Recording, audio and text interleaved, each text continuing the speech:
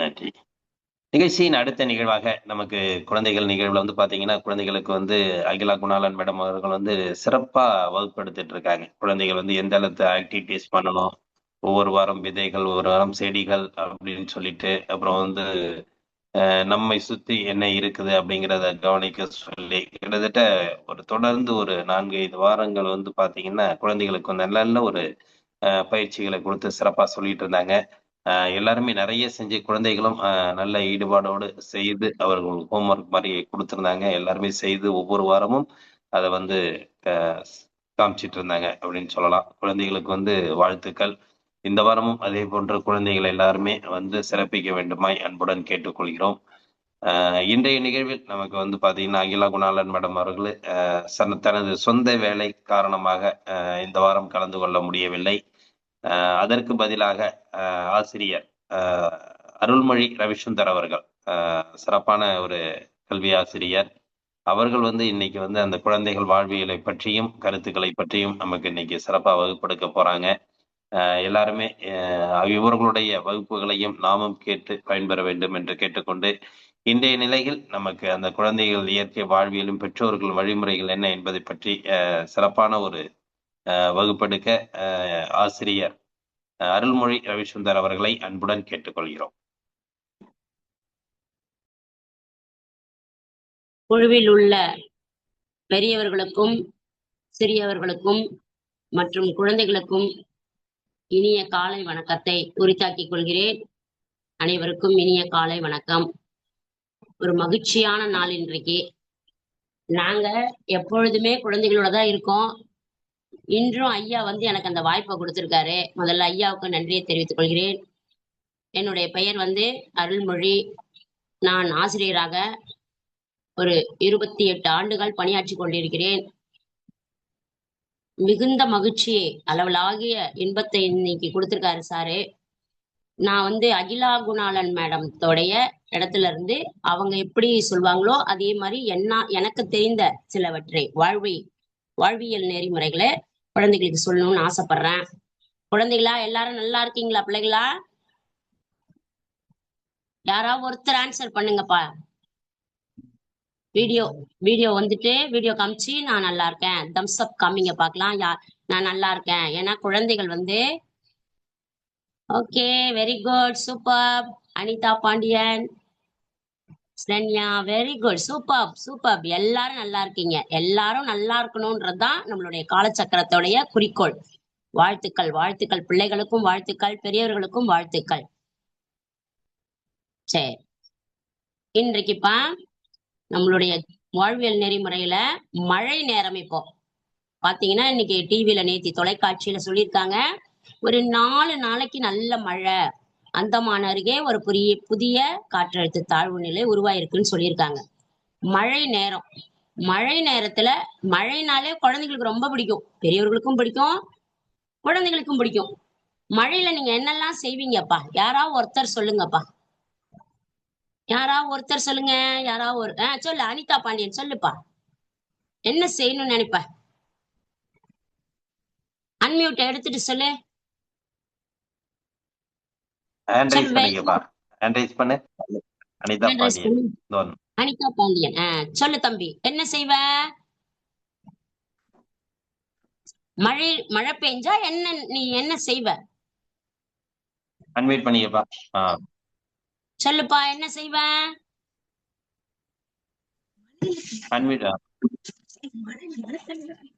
தம்பி சொல்லு. மழை தண்ணியில குளிக்கலாம். Very good. மழை தண்ணியில குளிக்கணும் நினைப்பியா? குளிச்சிருவியா? நினைப்ப. குளிக்க விட மாட்டாங்க. ஏன் குளிக்க விட மாட்டாங்க அம்மா? சளி பிடிச்சுக்கும், பூச்சி கடிச்சுக்கும். ஆமா ஆமா, அதனால என்ன செய்ய மாட்டாங்க அம்மா? விட மாட்டாங்க. ஆனா உனக்கு குளிக்கணும்னு ஆசையா இருக்கும். குழந்தைகளுக்கு எல்லாருக்குமே மழையில குளிக்கணும், மழையில நனையணும். இன்னும் நாங்கெல்லாம் பெரியவர்கள் ஆன பிறகு கூட நாங்க என்ன செய்யணும்னு நினைப்போம்? மழையில போய் நிக்கணும், மழையில நனையணும் அப்படின்னு நினைப்போம். இப்ப மழை தண்ணி நல்ல தண்ணியா, செயற்கை தண்ணி, இயற்கை தண்ணியா? இயற்கை. இயற்கையோட வளர்றதுல நமக்கு ஒரு கஷ்டமும் இல்லை இல்லையா? நமக்கே தெரியுது, பிள்ளைகளுக்கு உங்களுக்கு எல்லாருக்கும் தெரியுது. ஆனா பேரண்ட்ஸ் என்ன பண்ண மாட்டாங்க? மழை தண்ணியில நனையக்கூடாது அப்படின்ற ஒரு விதிமுறையை வச்சிருக்கிறாங்க. அதனால நீங்க போய் என்ன செய்ய மாட்டீங்க, அதுல நனைய மாட்டோம், ஏன்னா சளி பிடிச்சுக்கும், ஜுரம் வந்துரும் அப்படின்னுவாங்க. அப்போ பேரண்ட்ஸ்க்கு அது பிரச்சனை. என்னப்பா? வெளிய போகும்போது ம். மழை பெஞ்சிச்சுன்னா ரெயின் கோட் நினைஞ்சுக்கிட்டு தான் அதெல்லாம் போட்டுக்க சொல்லுவாங்க இல்லையா? ரெயின் கோட் போட்டுக்கணும், ஏன்னா மழையில் நனையக்கூடாது அப்படிங்கிற ஒரு ஒரு ஒரு எண்ணம் இருக்கு நமக்கு. அதனால நம்ம என்ன செய்ய மாட்டோம், மழையில் நனையக்கூடாதுன்னு குழந்தைங்களுக்கு சொல்லி வச்சிருக்கோம். சரிப்பா, அப்புறம் வேற என்ன செய்வ மழையில? நான் ஒரு நாள் செஸ் கிளாஸ் போகும்போது ஸ்கூட்டில போகும்போது ரெயின் கோட் போட்டு தான் போனேன். அதனால நனைஞ்சிட்டு தான் வீட்டுக்கு பாதியிலே வந்துட்டோம். பாதியிலே விட்டு மழை. சரி, மழை பெஞ்சா வேற என்ன சந்தோஷமா இருக்கும் உனக்கு? வேற யாராவது ஒரு குழந்தை சொல்லுங்க. சிரண்யாவோ அவ சொல்லலாமே, சொல்லுடா. அண்டர் கிரவுண்ட்ல தண்ணி வரும். அண்டர் கிரவுண்ட்ல தண்ணி வரும். நீ அபார்ட்மெண்ட்ல குடியிருக்கியா? கீழே தண்ணி வரும்னு சொல்றியா? வீட்டுக்கு கீழே தண்ணி வருமா? Very good. வேற அப்ப என்ன செய்வ நீ தண்ணி வந்துச்சுன்னா?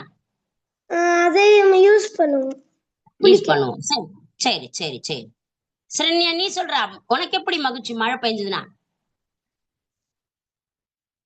மேம் நான் வந்து மழை பெஞ்சிச்சுன்னா நினைவேன் மேம். சந்தோஷம். பேரண்ட்ஸ்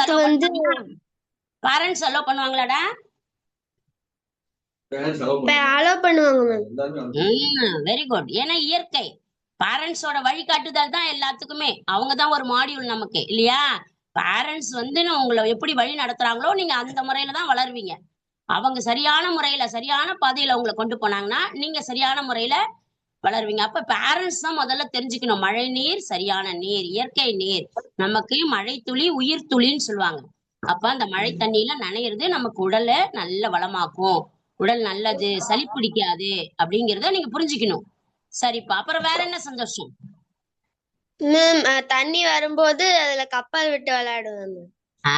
அதுதான் மெயின், அதுதான் எதிர்பார்த்தேன் நான். ஆமா, உடனே பிள்ளைகள் என்ன பண்ணுவாங்க, தேங்கி இருக்கிற தண்ணியில போய் உடனே என்ன செய்யணும்னு நினைப்பாங்க, அந்த தண்ணியில கப்பல் விட்டு மகிழணும். குழந்தைகளுடைய ஆசையே அதுதான் இல்லையா? கத்தி கப்பல் செய்து வைத்தேன் அப்படின்னு ஒரு பாடலே இருக்கு. அந்த கப்பலை செஞ்சு அந்த தண்ணியில விடுவாங்க பிள்ளைகள். அது பெரியவர்களா இருந்தாலும் சரி, சின்னவர்களா இருந்தாலும் சரி, அதுல அந்த தண்ணியில அந்த கப்பல் மிதக்கும் போது நம்ம நிஜ கப்பலை பார்த்துட்டா கூட காகித கப்பலுக்கு இருக்கிற ஒரு சந்தோஷம் மகிழ்ச்சி வேற எதுக்குமே இல்ல. பிள்ளைகளாகி அது உங்கள்கிட்ட தானே நாங்க எங்களுக்கு நிறைய கத்துப்போம் அதை இல்லையா? சரி, ரொம்ப சந்தோஷம். ஓகேப்பா, அடுத்து பாருங்க. மேடம் வந்து போன வாரம் உங்களுக்கு என்ன ஹோம்ஒர்க் கொடுத்தாங்க? என்னப்பா ஹோம்ஒர்க் கொடுத்தாங்க? ஏதாவது ஹோம்ஒர்க் கொடுத்தாங்களா? இல்ல இல்ல இல்ல கொடுக்கல இல்லையா?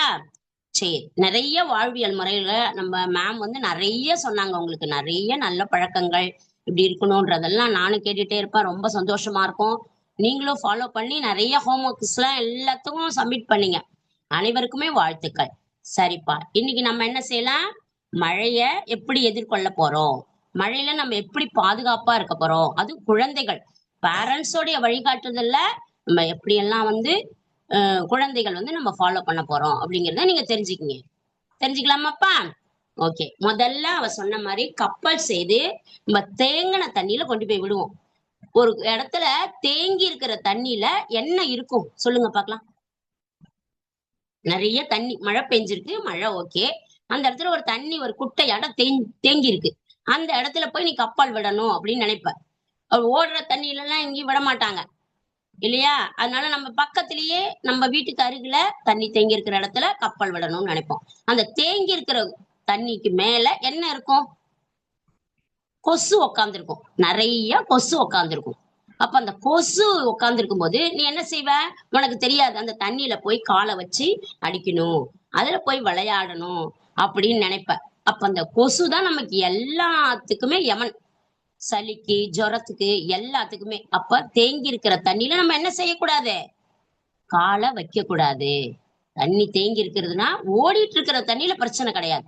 ஆனா தண்ணி குட்டை குட்டையா தேங்கி இருக்கு அப்படின்னா கண்டிப்பாக அதன் மேல கொசு இருக்கும். நமக்கு கண்ணுக்கு தெரியாது. நம்ம போய் அதுல குழந்தைகளாகி நம்ம என்ன செய்வோம், காலை வச்சு அடிக்கணும்னு நினைப்போம். அப்ப அந்த கொசுக்களால நமக்கு பாக்டீரியாக்கள் தொற்று ஏற்பட்டு நிறைய காய்ச்சல் வரும். அடுத்தது வந்து பாத்தீங்கன்னா இருமல் வரும். எல்லா பிரச்சனைகளும் அந்த கொசுக்களால உங்களுக்கு வரும். அதனால தேங்கி இருக்கிற தண்ணியில மழை காலங்கள்ல நீங்க என்ன செய்யக்கூடாது, கொண்டு போய் காலை வச்சிருக்க கூடாது, அதுல விளையாடக்கூடாது. அதனாலதான் பேரண்ட்ஸ் சொல்லுவாங்க. பேரண்ட்ஸோட வழிகாட்டுதல் போல தண்ணி போயிட்டு இருக்கிற இடத்துல, இப்போ ஒரு ஆறு போகுது, ஒரு குளத்துல இருந்து தண்ணி இருக்கு அப்படின்னா அங்க அழைச்சிட்டு போய் பேரண்ட்ஸ் பிள்ளைகளை விடலாம், கொஞ்ச நேரம் குளிக்க விடலாம். பேரண்ட்ஸோட வழிகாட்டுதலோட தான் எதையுமே நம்ம செய்யணும். நீங்களா போய் என்ன பண்ணக்கூடாது. குழந்தைகள் உங்களுக்கு அதுக்கான இன்னும் மெச்சூர்டு வரல. அப்படி இருக்கும்போது நீங்க என்ன செய்யணும், அந்த தேங்கி இருக்கிற தண்ணியில காலை வைக்க கூடாது. அதனால உங்களுக்கு வியாதிகள் வர்றதுக்கு இருக்கு. மழை காலத்துல இது முதல் அறிவுறுத்தல் இதுதான். ஏன்னா எங்க பார்த்தாலும் குழந்தைகள் போய் அதுதான் வைக்கிறாங்க. சில சமயத்துல பெரிய குட்டையா இருக்கும்போது பாத்தீங்கன்னா தண்ணி தேங்கி இருக்கும்போது அந்த பள்ளத்துல பாம்பு இருக்கும். இப்ப நான் ரீசெண்டா படிச்ச அந்த செய்திய ஒரு செய்தித்தாள்ல தான் வந்தது. தேங்கி இருக்க மழை பெஞ்சிட்டு இருக்கிறப்ப இப்போ ஒரு ஒரு 3 நாளைக்கு முன்னாடி மாணவன் அது மாதிரி செஞ்சிருக்கான். அதுக்குள்ள பாம்பு இருந்திருக்கு. ஆனா மாணவனுக்கு தெரியல. போய் வச்ச உடனே ஏதோ கடிச்சிருக்குங்கிறது தெரியுது. பட் அவனால என்ன செய்ய முடியல, சொல்ல தெரியல அந்த மாணவனால. 5ஆம் வகுப்பு படிக்கக்கூடிய மாணவன். அப்ப திருப்பி அதுலயே காலை வச்சிருக்கான். 2வது தடவையும் இது பண்ணிருக்கு. அப்ப பார்த்தா அதுக்கப்புறம் தண்ணி இறைச்சிட்டு அவங்க பார்த்திருக்காங்க. அதுக்குள்ள பாம்பு சுத்திட்டு படுத்திருக்கு. அப்ப அதனால நம்ம என்ன செய்யக்கூடாது, அந்த மாதிரி தேங்கி இருக்கிற இடத்துல தண்ணியில நம்ம பாதுகாப்பா இருக்கணும். நீங்க போய் டக்குன்னு காலை வைக்க கூடாது. உங்களை நீங்களே பாதுகாத்துக்கணும். இது முதல் வழிமுறை. அடுத்தது என்ன செய்யக்கூடாது, காலையில சமைத்த உணவை வீட்டுல அம்மாட்ட சொல்லணும். நீங்க காலையில ஒரு வேளை சாப்பிட்டீங்கன்னா திரும்பி சூடான உணவை தான் சாப்பிடணும். அம்மா எனக்கு நைட்லாம் வந்து எனக்கு சூடான உணவு கொடுங்க, அப்பதான் என்னால சாப்பிட முடியும் அப்படின்னு சொல்லணும். சூடான உணவுனா என்ன செஞ்சிடக்கூடாது, அம்மாட்ட நீங்க சொல்லணும், அம்மா காத்தால வச்ச சாப்பாட்டையே திரும்ப சூடு பண்ணி கொடுக்கறது இல்ல சூடான உணவு, என்ன செய்யணும், புதுசா செய்யணும். நீங்க சொல்லணும் அம்மா கிட்ட. ஏன்னா அந்த உணவை சூடான உணவை தான், ஏன்னா வெளியே வந்து நம்மளுக்கு மழை பெஞ்சிட்டு குளிர் அடிச்சிட்டு இருக்கும்போது உணவு வந்து சூடான உணவு நம்ம உடல்ல போன பிறகுதான் அந்த நம்மளால எதிர்ப்பு சக்தியை வென்று நம்மளால என்ன பண்ண முடியும், இயல்பு நிலைக்குல இருக்க முடியும். அதனால நம்ம என்ன செய்யணும், அம்மாட்ட சொல்லும் பொழுது அம்மா எனக்கு அப்பப்ப கொஞ்சம் சூடான உணவு செய்யுங்க, செஞ்சு கொடுங்க, நான் சாப்பிடணும் அப்படிங்கிறத நீங்க சொல்லணும். பேரண்ட்ஸும் நீங்க கைட் பண்ணணும், அவங்கள நீங்களும் எடுத்துக்கணும். குழந்தைகள் மட்டும் கிடையாது, பெரியவர்களும் என்ன பண்ணணும், சூடான சமைத்த உணவை அந்த மழை நேரத்துல சாப்பிடணும். அப்பப்ப சமைச்சு அப்பப்ப சாப்பிடணும். அதுவும் கீரைகள்லாம் பாத்தீங்கன்னா நைட்டு காத்தால செஞ்சத எப்பவுமே என்ன செய்யக்கூடாது, நைட்டு திரும்ப சூடு பண்ணி சாப்பிடவே கூடாது. பெரிய தப்பான விஷயம் அது. பிள்ளைகள் கிட்ட சொல்லணும். நாங்க குழந்தைகளுக்கு பள்ளியில அப்படிதான் சொல்லுவோம். காலையில செய்த அந்த கீரை மீதி இருந்ததுன்னா அந்த பகலோட முடிச்சிருங்க, அம்மாட்ட சொல்லுங்கப்பா, நைட்டு கண்டிப்பா நீங்க அந்த மழை நேரத்துல இரவு நேரங்கள்ல கீரைகளை சாப்பிடாதீர்கள் அப்படின்னு சொல்லுவோம். அப்புறம் திரும்ப பாத்தீங்கன்னா ஈரமான கையால நீங்க என்ன செய்யக்கூடாது, கடகடன்னு குளிச்சுட்டு வந்து டக்குன்னு அம்மா இல்லாம நீங்க என்ன பண்ணக்கூடாது, அந்த ஈரக்கைய துடைக்காம போய் எங்க எதை தொடக்கூடாதுப்பா, ஸ்விட்ச் பாக்ஸ்ல போய் கைய வச்சிடக்கூடாது. ஸ்விட்சை தொட்டிங்கன்னா அவ்வளவுதான், ஈரமானது கீழே வந்து நம்மளுடைய டைல்ஸோ அல்லது வீட்டுல பாத்தீங்கன்னா டைல்ஸ் இருக்கும் அல்லது மார்பிள்ஸ் இருக்கும், செப்பல் போடாம ஈரத்தோட இருக்கும். நம்ம குளிச்சுட்டு வரும்போதே ஈரம் வரும் நம்ம கூடயே தான். அப்ப வரும்போது நீங்க என்ன பண்ணுவீங்க, காலை கீழே ஈரத்தோட வச்சுட்டு ஈர கையாலேயே மேல துவட்டிக்காம சீக்கிரமா லைட் போடணும் இல்லைன்னா ஃபேன் போடணும்ட்டு என்ன பண்ணுவீங்க, டக்குன்னு போய் ஸ்விட்சை தொட்டுருவீங்க. அந்த மாதிரி ஈரமான கையால நம்மளுடைய மின்சார கருவிகளை பயன்படுத்தக்கூடாது. இதெல்லாம் மைண்ட்ல வச்சுக்கணும். நீங்க மழை நேரத்துல இதெல்லாம் செய்யக்கூடாது. ஏன்னா ஷாக் அடிச்சிரும். ஒன்ன மத்தவர்கள் காப்பாத்த அவசரத்துல என்ன பண்ணுவாங்க, ஒன்ன வந்து தொடுவாங்க. ஒரு படத்துல காமிக்கிற மாதிரி திரைப்படத்துல வரும், ஒருத்தர் தொட்ட உடனே அடுத்தவன் தொடுவான், அடுத்தவன் தொட்ட உடனே அப்படியே ஷாக் அடிச்சு என்ன ஆகும், அது நமக்கு வந்து காமெடியா இருந்தாலும் சிந்திக்க தூண்டுறதா இருந்தது. நம்ம என்ன செய்யணும், ஈரமான கையால கண்டிப்பாக மின் பொத்தான்களை தொடக்கூடாது. இது 3வது விஷயம். முதல் விஷயம் தேங்கி இருக்கிற நீர்ல காலை வைக்க கூடாது. 2வது விஷயம் சூடான சமைத்த உணவுகளை சாப்பிடணும். 3வது விஷயம் மின் பொத்தான்களை மின்சார கருவிகளை பயன்படுத்தக்கூடாது, அதாவது ஈரமான கைகளால பயன்படுத்தக்கூடாது. அடுத்தது 4வது விஷயம் இறுக்கமான உடைகளை போடக்கூடாது. ஏன்பா இறுக்கமான உடைகளை போடக்கூடாது, இறுக்கமான உடைனா என்ன, நான் தமிழ்ல சொல்றேன், அதை இங்கிலீஷ்ல சொல்லுங்களேன் பார்க்கலாம் யாராவது. இறுக்கமான உடைகள்னா என்ன, யாரா சொல்லுப்பா, யாரா சொல்லுங்க. இறுக்கமான உடைகள் கேக்குறான் பாருங்க, அனிதா அந்த பையன் கேக்குறான், இறுக்கமான உடைகள்னா என்ன, ஸ்ரண்யா நீ சொல்றா.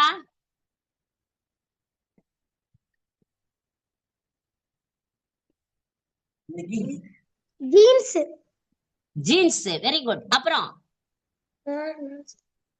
நீ உடையோட பேரை சொல்ற, நான் இறுக்கமான அப்படின்னு சொல்றேன் இல்லையா, அதுக்கு இங்கிலீஷ்ல எப்படி சொல்வீங்க? Tight. Very good, super super, வாழ்த்துக்கள். யார் சொன்னது? பேர் சொல்லு. மதுகேஷவ். மதுகேஷு, வெரி குட் பா, சூப்பர். டைட்டான ட்ரெஸ் நம்ம என்ன செய்யக்கூடாது? போடக்கூடாது.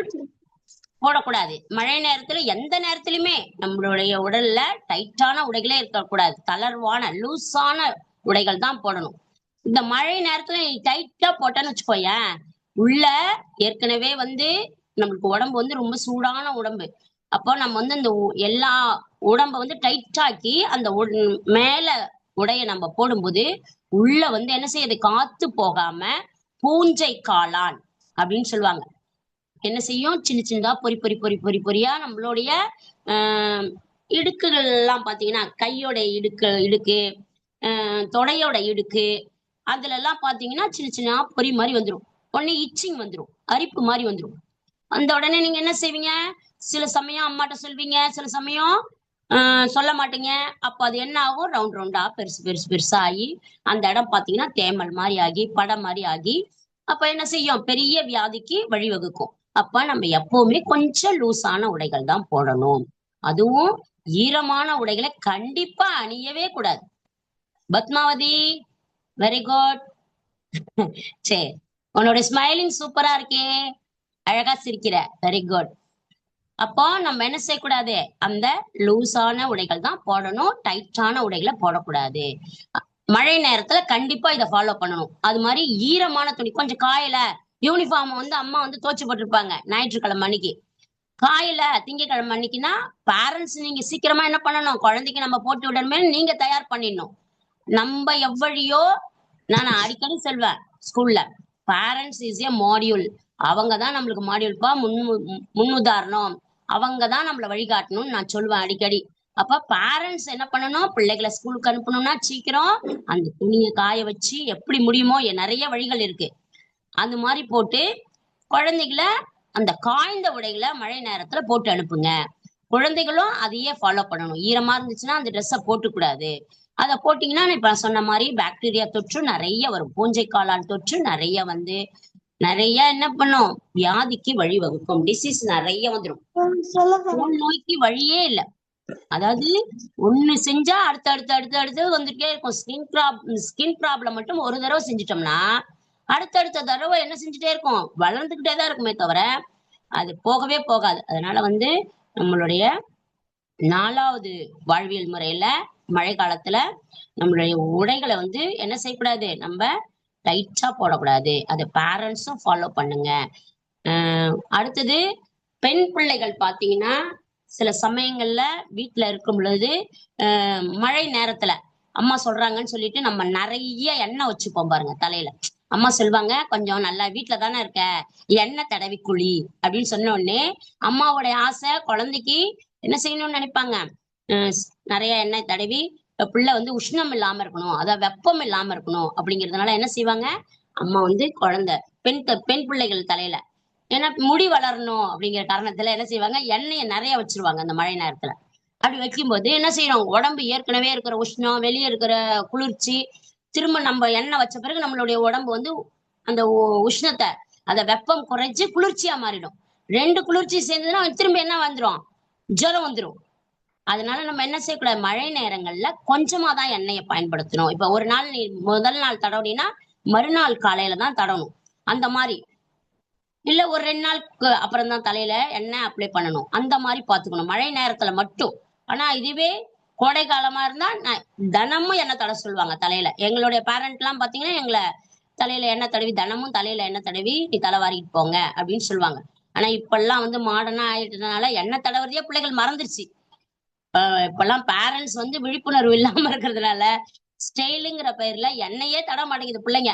நான் எல்லார் வீட்டுக்கும் போவேன், தேங்காய் எண்ணெய் இப்ப தடவுறீங்களாப்பா தலையிலன்னு கேட்பேன். தேங்காய் எண்ணெய் தான் நம்ம தடவணும் தலையில, அதெல்லாம் செய்றீங்களாப்பான்னு கேட்பேன். எங்க பிள்ளைகளுக்கும் நான் வழிகாட்டுவேன். அதாவது எங்க பள்ளிக்கூடத்து பிள்ளைகளுக்கு, ஸ்கூல் பிள்ளைகளுக்கு சொல்லுவேன், பா எண்ணெய் நீங்க நிறைய வச்சுட்டு வராதீங்களா, என்னடா செக்குல தலையை விட்ட மாதிரி இவ்வளவு எண்ணெயை வச்சுட்டு வரீங்க அப்படின்னு சொல்லி கேட்பேன். பிள்ளைகள் கூட சிரிப்பாங்க. அதனால வந்து எண்ணெய் அப்ளை பண்ணும்போது அளவாக, அதுவும் மழை நேரத்துல குறைவா பயன்படுத்துங்க. உங்களுடைய உடல் உஷ்ணம் வந்து குளிர்ச்சியாகி உம், திரும்ப ஜுரம் வர்றதுக்கான வாய்ப்பு. அதனால அளவாக பயன்படுத்துறது ரொம்ப நல்லது. அப்புறம் நான் சொன்ன மாதிரி காலை மாலை இருவேளையும் வெந்நீர்ல மழை காலத்துல குளிங்க. அவ்வளோ நல்லது. வெந்நீரை அளவா சூட் பண்ணி அதுல அளவா குளிங்க, அவ்வளோ நல்லது. 2 வேளையும் குளிக்கணும். நான் இப்ப சொன்ன மாதிரி அந்த பூஞ்சை காளான் வராது, வெளியே போயிட்டு வந்த டயர்டு தெரியாது. எப்பவுமே 2 வேளை குளிச்சா நல்லது. ஆனா சில சமயம் உங்களுக்கு டைம் இருக்காது. ஏன்னா வந்த உடனேவே ஹோம்ஒர்க் பண்ணவும் மத்த வேலை செய்யவும் டைம் இருக்கும் உங்களுக்கு. இந்த வேலை செய்யறதுக்கு இருக்காது. வந்த உடனே உங்களோட யூனிஃபார்மை ரிமூவ் பண்ணிடணும். நீங்க எப்பவுமே அந்த காலையில போட்டு வந்த ட்ரெஸ்ஸ போட்டுட்டு உடனே என்ன பண்ணணும், வேற ட்ரெஸ் போட்டுக்கிட்டு உடனே நீங்க அந்த கண்டிப்பா அந்த செயலை செய்யணும். ஏன்னா அந்த யூனிஃபார்ம்லயே இருக்காங்க, மறுநாள் வரைக்கும் அந்த பிள்ளைகள் வந்து யூனிஃபார்ம்லயே இருக்கிறாங்க. நான் பாப்பேன், என்னடா நான் இன்னைக்கு போட்டதை அடுத்த தீபாவளிக்கு தான் கழட்டுவ போல அப்படின்னு சொல்லி கிண்டலா சொல்வேன் நானு. ஒரு நாள் போட்ட ட்ரெஸ்ஸ அடுத்த தீபாவளிக்கு தான் கழட்டுவியா அப்படின்னு சொல்லி கேட்பேன். அதனால பிள்ளைகள் என்ன செய்யணும், வந்த உடனே ஸ்கூல்ல இருந்து வந்த உடனே பேரண்ட்ஸும் அதுக்கு கைட் பண்ணிடணும். இந்த ட்ரெஸ்ஸை கட்டிட்டு இன்னொரு ட்ரெஸ் போட்டுக்கோங்கப்பா அப்படின்னு சொல்லிட்டு நீங்க கொண்டு வந்து வச்சிடணும். அதை வந்து ரெகுலரா ஆக்கிக்கணும். உடனே போய் குளிச்சுட்டு வரணும். குளிச்சுட்டோ இல்ல கை காலையோ சுத்தப்படுத்திக்கிட்டு தான் நம்ம என்ன செய்யணும், வீட்டுக்குள்ளேயே போகணும். அந்த பழக்கத்தை நீங்க கொண்டு வாங்க. அது உங்களுக்கு வந்து லைஃப் லாங் வந்து நல்ல ஒரு ஹேபிட். அது எப்பவுமே உங்களுக்கு கைவிடாது. வெளியே போயிட்டு வந்தாலே வீட்டுக்குள்ள வந்தா கை கால் கழுவிட்டு உள்ள வாங்க. எவ்வளவு ஒரு கிருமியா இருந்தாலும் அந்த தண்ணியோட போயிடும். நீங்களும் நல்லா இருக்கலாம். இந்த பழக்கத்தை நீங்க கண்டிப்பாக ஃபாலோ பண்ணுங்க. பிள்ளைகள் மழை காலத்துல அதிகமா இருமல் இருக்கும் சில பிள்ளைகளுக்கு. அந்த மாதிரி இருக்கும் பொழுது அம்மாட்ட சொல்லி ஒரு கஷாயம்னு சொல்லுவாங்க. எல்லா பேரண்ட்டுக்கும் இப்ப தெரியுது. ஏன்னா இன்ஸ்டா நிறைய இருக்கிறதுனால எல்லாத்துலயும் கத்துக்கிட்டாங்க. பேரண்ட்ஸ் எல்லாம் இப்ப எந்த பேரண்ட்ஸுக்கும் எதுவும் தெரியாமலாம் இல்ல, அவங்க நிறைய நமக்கு சொல்லி கொடுக்குறாங்க. அந்த பேரண்ட்ஸ் எல்லா பெரியவர்கள் நீங்க எல்லாரும் சின்ன பிள்ளைகளுக்கு வழிகாட்டி அவங்கள வந்து இந்த இருமல்ல இருந்து பாதுகாத்து உங்க குழந்தைகளை பத்திரமா வச்சுக்கோங்க. இந்த மழை காலம்லாம் வந்து அடிக்கடி டாக்டர்கிட்ட போகாம, இப்ப நம்ம காலச்சக்கரம் இருக்கிறதுனால நம்ம இப்ப ஒரு பெரிய கிஃப்ட் நமக்கு. அடிக்கடி வெளியே போறது இல்ல பாருங்க, டாக்டர்கிட்ட மருத்துவர்கிட்ட உடனே ஓடுறது இல்ல. ஏன்னா நம்ம தான் இப்ப எல்லாமே இங்கேயே தெரிஞ்சுக்கிறோம். எல்லா ஆசான்களும் நமக்கு காலச்சக்கரத்திலேயே வந்துடுறாங்க. அதனால வந்து நம்ம எல்லா விஷயங்களையும் தெரிஞ்சுக்கிறோம். தெரிஞ்சுக்கிட்டு நம்ம என்ன செய்யறோம், நம்மளை நாமளே ஒரு மருத்துவர் ஆக்கிக்கிட்டோம். அதனால பெரியவர்கள் குழந்தைகளுக்கு ஒரு தேவையான சின்ன முதல் உதவி மாதிரி ஒரு கஷாயம், அப்பா இதை குடி, காஃபி டீ குடிக்காத, இந்த ஸ்கூல்ல இருந்து வந்தவொடனே இந்த இஞ்சியாலான ஒரு கஷாயத்தை குடி, இது நல்லதுப்பா அப்படின்னு சொல்லி உடனே என்ன செய்யணும், உங்களுக்கு தேவையானது நிறைய விஷயங்கள் இருக்கு, அதை பயன்படுத்தி குழந்தைகளுக்கு கொடுத்து அவங்களுடைய ஆரோக்கியத்தை மேம்பட செய்யுங்க. நீங்களும் மழையில இருந்து தற்காத்து கொள்ளுங்க.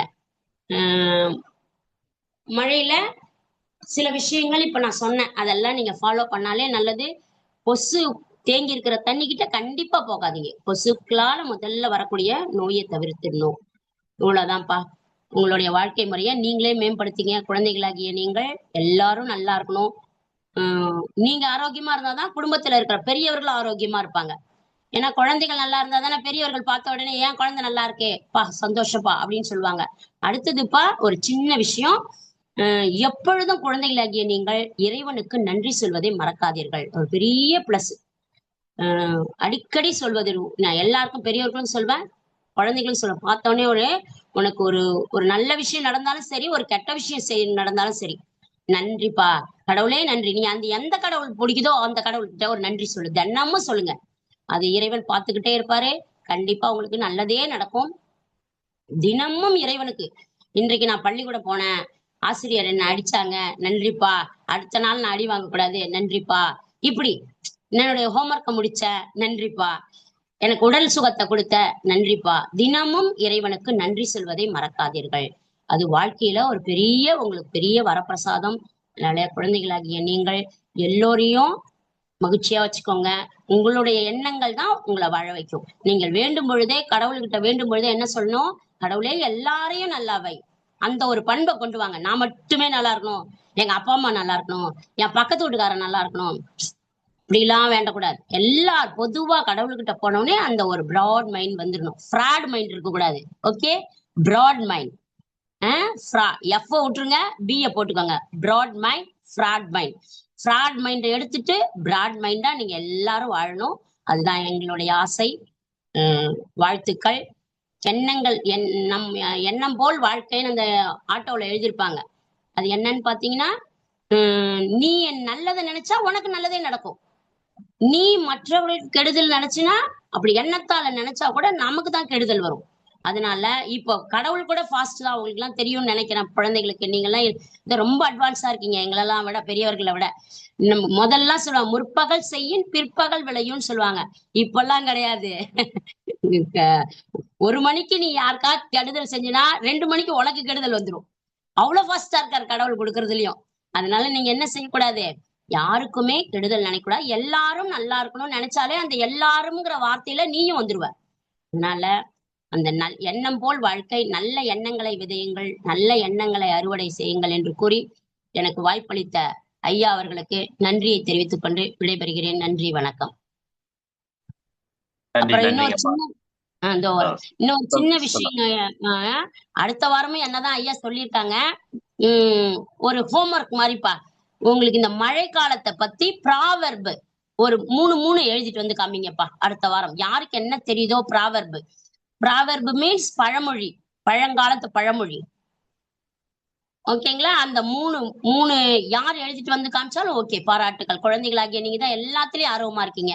அதனால நிறையாவும் ஹோம்ஒர்க் பண்றீங்க, நானும் பாத்துக்கிட்டே இருக்கேன். அதனால மழையை பற்றி 3 ப்ராவர்பு அடுத்த வாரம் எழுதி காமிங்கப்பா. வாழ்த்துக்கள்ப்பா. நன்றி.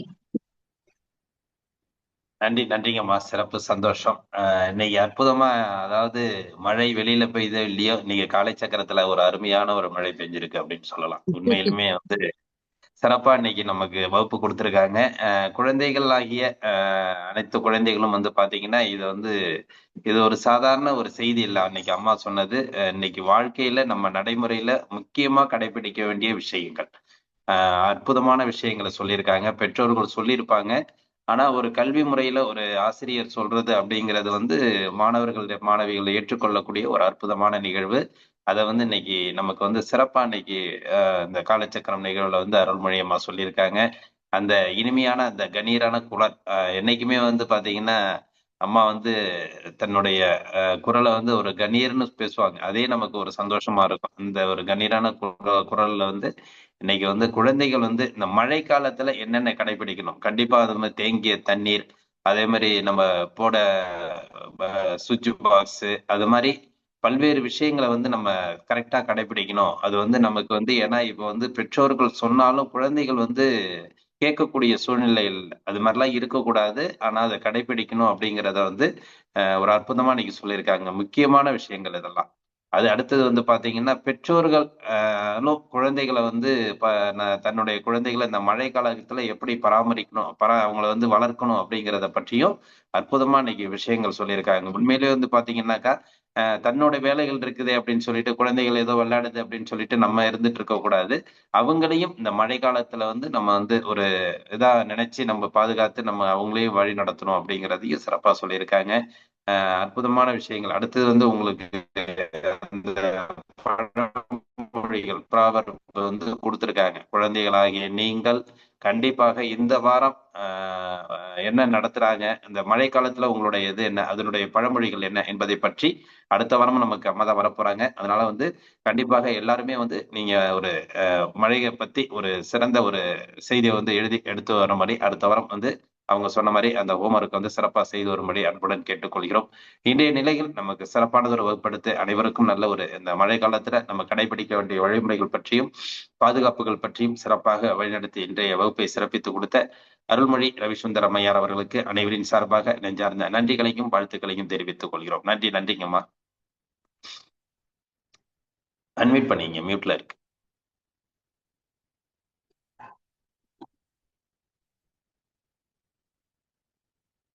நன்றி, சிறப்பு.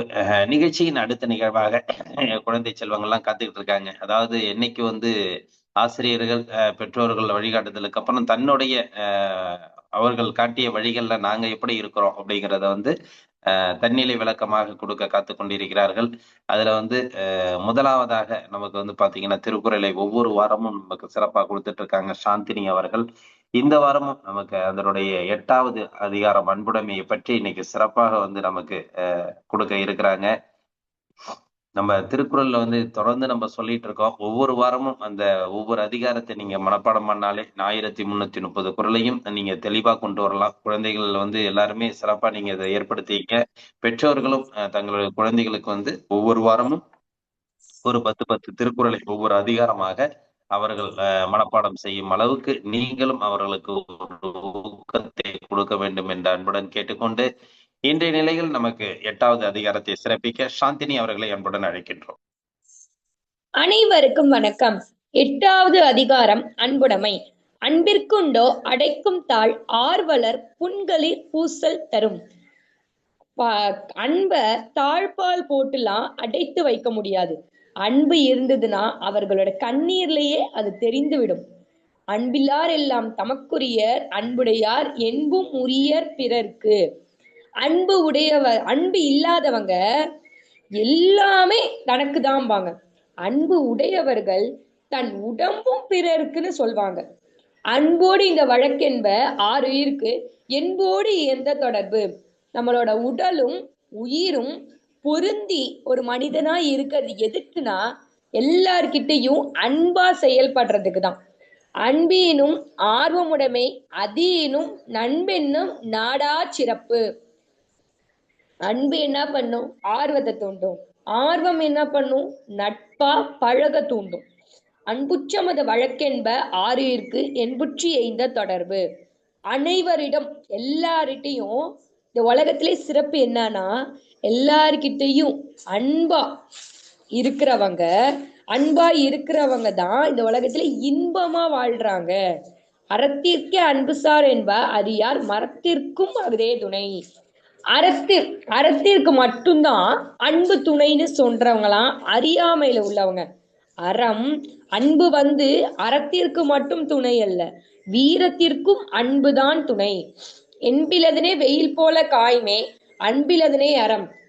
எலும்பு இல்லாத உயிரை வெயில் காய்ந்து வருந்துவது போல அன்பில்லாதவரை அறம் வருத்தும். அன்பகத்தில்லா உயிர் வாழ்க்கை வன்பார்கன் வற்றல் மரத்தளி தற்று. அன்பு இல்லாதவனோட வாழ்க்கை எப்படின்னா பாலைவனத்துல தனியா இருக்கிற மரத்தை போலதான். அதே மாதிரி அன்பு இல்லாதவங்களும் பாலைவனத்துல இருக்கிற தனி மரம் மாதிரி எப்போதும் தனியாதான் இருக்கணும். புறத்துறப்பெல்லாம் எவன் செய்யும் ஆக்கை அகத்துறப்பு அன்பில் அவருக்கு. மனசுல இருக்கிற உறுப்பு என்னன்னா அன்பு. அந்த உறுப்பு இல்லாம இருந்துட்டு அப்போ வேறு எந்த உறுப்பு இருந்தாலும் ஒரு மனிதனுக்கு என்ன பயன்? அன்பின் வழியது உயர்நிலை அகுதில்லாருக்கு என்புதோல் போர்த்த உடம்பு. அன்பு உடையவர்கள் தான் உடல் உள்ளவர்கள். அன்பு இல்லாதவர்கள் வெறும் எலும்பையும் தோலையும் செதுக்கி வச்ச ஒரு பொம்மைக்கு சமமானவர்கள் தான். இன்றைய நிகழ்வில் எனக்கு திருக்குறளை ஒப்புவிக்க வாய்ப்பளித்த அனைவருக்கும் நன்றி. நன்றிமா. சிறப்பு. 8வது அதிகாரம் அன்புடைமை. அன்புடைமையை சிறப்பா இன்னைக்கு நமக்கு சிறப்பித்து கொடுத்த சாந்தினி அவர்களுக்கு அனைவரின் சார்பாக நெஞ்சார்ந்த நன்றிகளையும் வாழ்த்துக்களையும் தெரிவித்துக் கொள்கிறோம். நன்றிங்கம்மா. நிகழ்ச்சியின் அடுத்த நிகழ்வாக நமக்கு கதை சொல்றதுக்கு இன்னைக்கு 2 பேர் ரெடியா இருக்காங்க. சாத்விகா, செப்பியன் இருவரும் வந்து நமக்கு இன்னைக்கு வந்து கதை சொல்றதுக்கு ரெடியா இருக்கிறாங்க. குழந்தைகள் வந்து ஒரு கதை சொல்றதுங்கிறது எனக்கு பெரியவர்கள் கதை சொல்லிதான் குழந்தைகள் கேட்டிருக்கோம். அதாவது பாத்தீங்கன்னா அந்த காலத்துல வந்து தாத்தா பாட்டிகள் வந்து குழந்தைகளுக்கு வந்து அவ்வளவு அருமையான கதைகள் சொல்லுவாங்க. அந்த குழந்தைகளுக்கு வந்து நல்ல அற்புதமான கதைகளா இருக்கும். ஆனா இப்ப உள்ள காலகட்டத்துல வந்து குழந்தைகள் நமக்கு கதை சொல்ற அளவுக்கு முன்னேறி இருக்காங்க. அவங்களுடைய தனித்திறமைகள் வெளிப்படுது அப்படிங்கிறதுல நமக்கு இன்னும் சிறப்பா இருக்குதுன்னு வச்சுங்களேன். அந்த அளவுக்கு இன்று நமக்கு சாத்விகா அவர்கள் வந்து பாத்தீங்கன்னா சிறப்பானது ஒரு கதைகளை நமக்கு சமர்ப்பிக்க இருக்கிறார்கள். இன்றைய நிகழ்வில் சிறப்பானது ஒரு கதையை அளித்து சிறப்பிக்க சாத்விகா அவர்களை அன்புடன் அழைக்கின்றோம். வணக்கம், நான் பெரிய குளத்திலிருந்து சாத்விகா. இன்று பாராஷூட் பூனை என்கிற கதையை தான் நான் கூற போகிறேன். ஒரு ஊர்ல ஒரு வீடு இருக்கு. அந்த வீட்டுக்கு 2 எலி போறாங்க. அந்த பெண் எலி சொல்லுது, ஏங்க எனக்கு இந்த வீடு ரொம்ப பிடிச்சிருக்கு, நம்ம இங்கேயே தங்கலாம் அப்படின்னு. உன் பேச்சுக்கு என்னைக்குமா மறு பேச்சு பேசியிருக்கேன், உன் விருப்பப்படியே ஆகட்டும் அப்படின்னு சொல்றாங்க. சரி, அப்படி நான் என் குட்டிங்கள்லாம் கூட்டிட்டு வரேன்னு சொல்லிட்டு பெண் எலியும் போயிடுது. ஆனா அந்த எலிங்களுக்கெல்லாம் தெரியாத விஷயம் என்னன்னா, அங்கதான் ஒரு பூனை காவலுக்கு இருந்தது. அந்த பூனை இப்ப தூங்கிட்டு இருக்கு. அதனாலதான் இவங்க அந்த வீட்டுக்குள்ள போயிருக்காங்க. சரின்னு சொல்லிட்டு இந்த குட்டிங்களும் வந்துட்டு, அப்பா இந்த வீடு ரொம்ப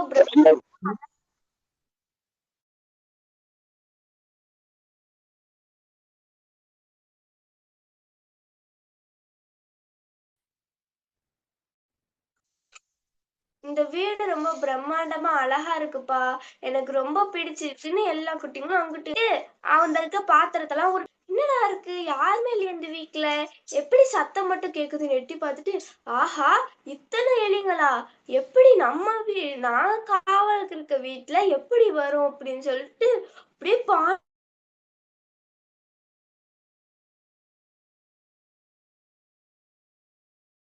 பாய்ந்து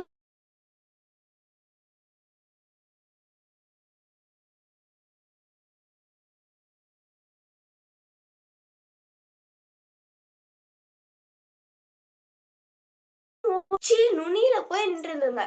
இப்ப நான் உங்களை பிடிக்கதான் போறேன் அப்படின்னு சொல்றாங்க. இப்ப உங்களை பிடிக்கதான் போறேன் அப்படின்னு சொல்லிட்டு பாய்ந்து வரும்போது இந்த எலிங்கெல்லாம் அப்படியே விலகிருதுங்க.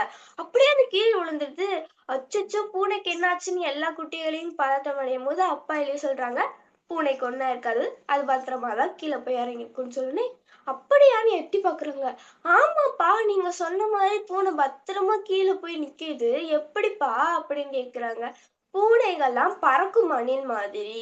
அது இப்படிதான் அது ஒரு இடத்துல இருந்து இன்னொரு இடத்துக்கு போகும்போது அதோட காலை விரிச்சு இறங்குறதுனால அது விசை குறைஞ்சு அது தப்பிச்சிருன்றாங்க. அப்பா எங்களுக்கு புரியல, விளக்கமா சொல்லுங்கன்னு சொன்னோடனே, சரி சரி சொல்றேன் விளக்கமா. பூனை கீழே விழும்போது செவி மூன்றில் அப்படின்ற அமைப்பு அது இருக்கு. அது ஒரு திசையில இருந்து இன்னொரு திசைக்கு திரும்பும் போது கைரோஸ்கோபிக் டான் என்ற திறனை தடுக்கிறது. அது கீழே விழும்போது அதோட விசை 4 கால்களுக்கும் சரிசமமா பரவி அப்படியே பத்திரமா இறங்கும். அதனால அதுக்கு பெரும்பாலும் பாதிப்பு இருக்காது. இதனாலதான் ஓ அப்படியாப்பா, அப்ப மத்த விலங்குகளுக்கும் இந்த மாதிரி அமைப்பு இருக்காப்பா அப்படின்னு ஒரு எலி கேட்க, இல்ல இல்ல, இது பூனைகளுக்கும் பறக்கும் அணிகளுக்கும் மட்டும்தான் இருக்கு, மத்த யாருக்கும் இல்ல அப்படின்னு சொன்னோன்னே, ஓ சரிப்பா, ஆனா அவ்வளோ பெரிய உருவம் கொண்ட பூனை விழும்போது தொப்புன்னு தானே விழுகும், எப்படிப்பா நீங்க சொல்றீங்க அப்படின்னு கேட்டோன்னே, ஆமாம்மா அது படக்குன்னு தான் விழுகும், ஆனா அது விழும்போது பறக்கும் அணில் மாதிரி கிளைமட்ட முறையில விழறதுனால அது அப்படியே தப்பிச்சுக்கும். அதனால அதுக்கு பாதிப்பு அவ்வளவா இருக்காது. அது மட்டும் இல்லாம அது மேல இருந்து கீழே விழும்போது அதோட 4 காலையும் விரிச்சு வைக்காம அப்படியே மடங்குற மாதிரி வைக்கிறதுனால பாதிப்பு கம்மியா இருக்குன்றாங்க. ஓ அப்ப பூனை கிட்ட இவ்வளவு விஷயம் இருக்கா, இதுக்கு பேசாம நம்ம இத பாராசூட் பூனைன்னே சொல்லியிருக்கலாமே அப்படின்னு சொல்ல, அம்மா உடனே சொல்றாங்க, சரி சரி கதை கேட்டதெல்லாம் போதும், கீழே இருக்க பூனை மேல வரக்குள்ள நம்ம எங்கேயாவது ஓடிடலாம் அப்படின்னு சொல்லிட்டு கூட்டு போயிடுறாங்க. நன்றி. நன்றி நன்றிம்மா சாத்விகா, சிறப்பு, சந்தோஷம். அந்த பூனைகளுக்குள்ளான அந்த நுண்திறன்களை பற்றி நம்ம சிறப்பா எந்த அளவுக்கு அதுக்கு அந்த அறிவுகள் இருக்குது, உடல் அமைப்புகள் இருக்குது அப்படிங்கிறத பத்தியும், அது எப்படி இந்த காப்பாத்திக்குது அப்படிங்கிறத பத்தியும் சிறப்பான ஒரு கதையை கூறி அனைவருக்கும் சிறப்பித்தாங்க. இடையில அவங்களுடைய டவர் பிரச்சனையினாலையும் சில இது கேட்க முடியல. ஆனா பரவாயில்ல, அற்புதமான கதையை கூறி நமக்கு சிறப்பித்து கொடுத்த சாத்விகா அவர்களுக்கு அனைவரின் சார்பாக நெஞ்சார்ந்த நன்றிகளையும் வாழ்த்துக்களையும் தெரிவித்துக் கொள்கிறோம். நன்றி. நன்றிங்கம்மா.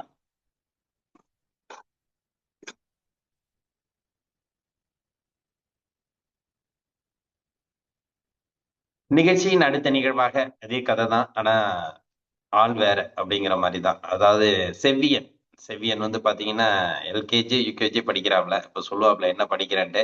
இந்த இளம் வயதில் இந்த சிறு பருவத்தில் நமக்கு இன்னைக்கு கதையை நமக்கு சிறப்பா சொல்ல போறாரு.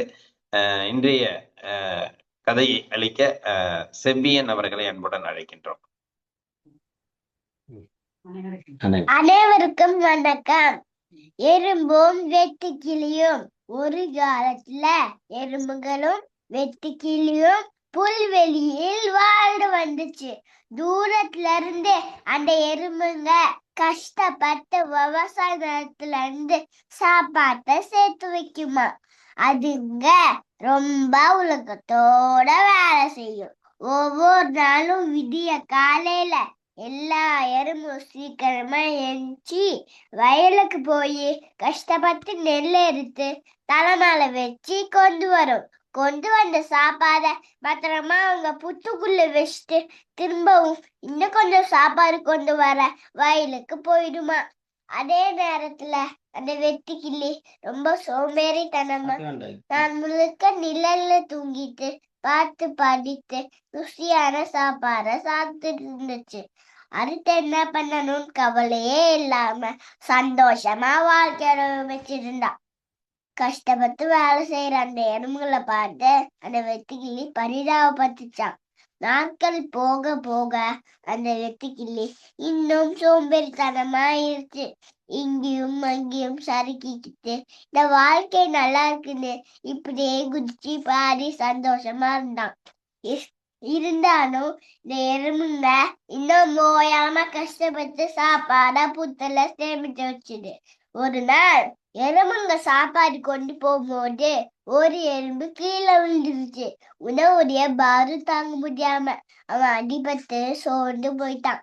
இத பார்த்த அந்த வெட்டுக்கிளி எறும்புக்கு உதவி செய்யாம சிரிச்சிருந்தது.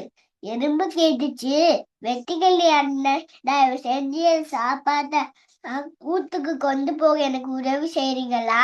இந்த உதவிய நான் என்னைக்கும் மறக்கவே மாட்டேன். ஆனா வெட்டுக்கிளி கண்டுக்காம பாடிட்டே இருந்துச்சான்.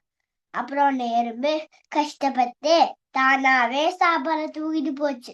ஏன் இவ்வளவு கஷ்டப்பட்டு வேலை செய்யற எறும்பு அப்படின்னு வெட்டுக்கிளி சொல்லுச்சு. நான் குளிர்காலத்துக்காக சாப்பாடு செய்து வைக்கிறேன். எறும்பு சொல்லுச்சு. அது இருந்தா நான் உட்டையும் செய்ய சொல்றேன். ஏன் இப்ப குளிர்காலத்தை பத்தி யோசிக்கிற? வெட்டுக்கிளி சொல்லுச்சு. நம்ம கிட்ட இப்ப நிறைய சாப்பாடு இருக்கு, நீ இப்பவே குளிர்காலத்தை பத்தி கவலைப்படுற? எறும்புக்கு தெரியும்டா என்ன செய்யறேன்னு. அது தன்னை உரையும் எடுத்துட்டு தயார்படுத்துக்கு போச்சு. அப்புறம் அந்த வெட்டுக்கிளி குடிச்சுக்கிட்டும் பாடிக்கிட்டும் வயலையை தாண்டி தவளையை பார்த்து போச்சு. வெயில் காலம் போக போக குளிர்காலமா மாற ஆரம்பிச்சுது. சூரியனை பார்க்கவே முடியல. எப்பயுமே பனிமூட்டமாவே இருந்துச்சு. இரவுகள் நீளமாவும் இருட்டாவும் இருந்தது. பனி ரொம்ப பெய்ய ஆரம்பிச்சுது. நடுக்கத்தையும் உண்டாக்கிச்சு. அந்த வெட்டுக்கிளி குளிர்காத்துல ரொம்ப நடுங்கிச்சு. பக்கத்துல இருக்கிற காஞ்சையில எடுத்து குளிருக்கு போட்டுக்குச்சு. ஆனா இந்த கடுமையான குளிர் காத்து அதையும் அடிச்சு தள்ளிடுச்சு. அதுக்கு ரொம்ப பசிச்சுது. ஆனா சாப்பிடறதுக்கு ஒண்ணுமே இல்ல. அதுக்கு ஒரு விஷயம் நல்லா புரிஞ்சுது. இப்ப சாப்பிடலன்னா இறந்து அது ரொம்ப சோர்வா ஆயிடுச்சு. அப்புறம் அந்த வெட்டுக்கிளி உணர்ந்துட்டு எறும்பு சொன்ன சரிதான், நான் குளிர்காலத்துக்காக தயாரா இருந்திருக்கணும். வெட்டுக்கிளிக்கு இதுக்கு மேல பாடணும்னு தோணல. பசியாவும் இருந்தது. அதுக்கு தங்கறதுக்கு இடமும் இல்ல, பசிக்கு சாப்பாடும் இல்ல. வயலும் விவசாய நிலமும் எல்லாமே பனியால மூடப்பட்டிருந்தது. சாப்பாடே இல்லாம தவிச்சு இருந்தது. அப்போ அந்த வெட்டுக்கிளி அப்ப எறும்புக வீட்டை பார்த்தான். குளிர்காலத்துல செஞ்ச சாப்பாட சந்தோஷமா சாப்பிடுறது. நான் போய் எறும்பு கிட்ட சாப்பாடு தங்க இடமும் கேட்க போறேன். உடனே அந்த வெட்டுக்கிளி எதுவும் யோசிக்காம சட்டுனி எறும்பு வீட்டுக்கு போச்சு. போய் கதவு தட்டுச்சு. நரம்பு எறும்புங்களே, இதோ நான் உங்களுக்காக பாட வந்திருக்கேன். எனக்கு குளிர்காலம் கொஞ்சம் நெருப்பும் அப்படியே கொஞ்சம் சாப்பாடும் வீட்டுல இருந்து எனக்கு கொஞ்சம் கொடுங்க. முடியாது முடியாது வெட்டுக்கிளி, என்ன நீங்க பாரு, என்ன பார்த்தும் கேட்க எங்களுக்கு விருப்பமே கிடையாது. அப்புறம் அந்த வெட்டுக்கிளி எறும்புக்கு சொல்லுச்சு, நானு சாப்பிடலன்னா செத்துருவேன்னு சொல்லுச்சு. என்னது? எறும்புங்க ஆச்சரியப்பட்டுச்சு. குளிர்காலத்துல நீ எதுவுமே சேர்த்து வைக்கலையா? குளிர்காலத்துல அப்படி என்னதான் பண்ணிட்டு இருந்த நீ? எனக்கு சாப்பாடு சேர்த்து வைக்க நெரும்பு கடிக்கல அப்படின்னு குத்தம் சொல்லுச்சு. நான் பார்த்து கழிச்சிட்டேன். எனக்கு குளிர்காலம் வந்ததே தெரியாம போச்சு. அப்புறம் அந்த வெட்டுக்கிளி ஒண்ணு தான் வேலையை பார்க்க போயிருச்சு. இதுக்கு முன்னாடி வெட்டுக்கிளி கிட்ட உதவி கேட்ட ஒரு எறும்பு அதை பார்த்து கேட்டுச்சு. குளிர்காலம் முழுக்க நான் கஷ்டப்பட்டு வேலை செய்யும் போது நீ என்னை பார்த்து பாடி கேலி செஞ்சுட்டு இருந்த. நீ அப்பவே குளிர்காலத்தை பத்தி யோசிச்சுட்டு இருக்கணும். போய் வேற எங்காச்சும் பார்த்து பாரு. உனக்கு இங்க நெருப்பு கிடையாது, சாப்பாடு கிடையாது. உடனே அந்த எறும்பு வெட்டுக்கிளி முஞ்சில் அடிக்கிற மாதிரி கதவை சாத்துச்சு. அப்புறம் அந்த வெட்டுக்கிளி எதுவும் பேச முடியாம அழிஞ்சிச்சு. நன்றி. இன்றைய சேமிப்பு நாளைய பாதுகாப்பு. அனைவரும் சேமிக்கும். நன்றி.